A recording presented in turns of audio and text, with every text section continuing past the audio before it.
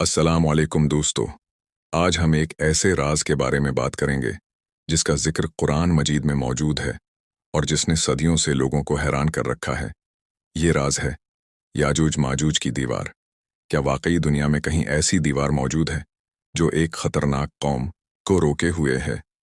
और क्या क़यामत के करीब ये दीवार टूट जाएगी? आइए इस बारे में कुरान और इस्लामी रवायात की रोशनी में जानते हैं। याजूज माजूज कौन है? याजूज और माजूज दो ऐसी कौमें हैं जिनका जिक्र कुरान मजीद में आया है। उन्हें एक ताकतोर और फसाद फैलाने वाली कौम बताया गया है। कुरान में बयान किया गया है कि ये लोग ज़मीन में बहुत फसाद करते थे और आसपास की कौमें इनसे बहुत परेशान थीं। ज़वाल करनीन का सफ़र एक वक्त आया जब एक नेक और ताकतोर बादशाह धूल करनायन अपने सफ़र के दौरान एक ऐसे इलाके में पहुंचे जहां दो बड़े पहाड़ों के दरमियान एक कौम आबाद थी। ये लोग याजूज माजूज के हमलों से बहुत परेशान थे। उन्होंने ज़वाल करनीन से दरख्वास्त की कि वो उनके और याजूज माजूज के दरमियान एक मजबूत रकावट बना दें।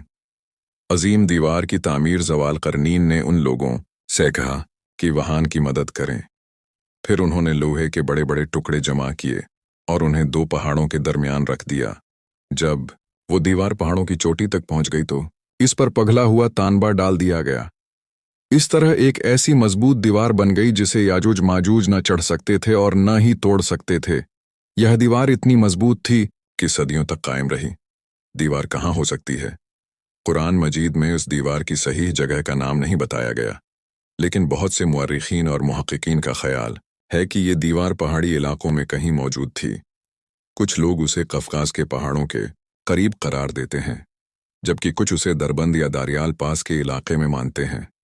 लेकिन हकीकत में उसकी दरस्त जगह अल्लाह ही बेहतर जानता है। क़यामत के करीब क्या होगा? इस्लामी रवायात के मुताबिक क़यामत के करीब एक वक्त आएगा जब ये दीवार टूट जाएगी।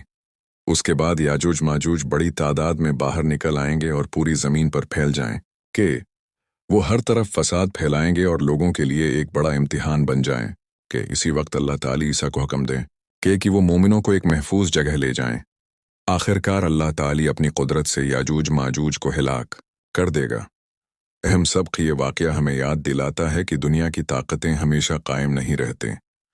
असल ताकत अल्लाह ताली के हाथ में है।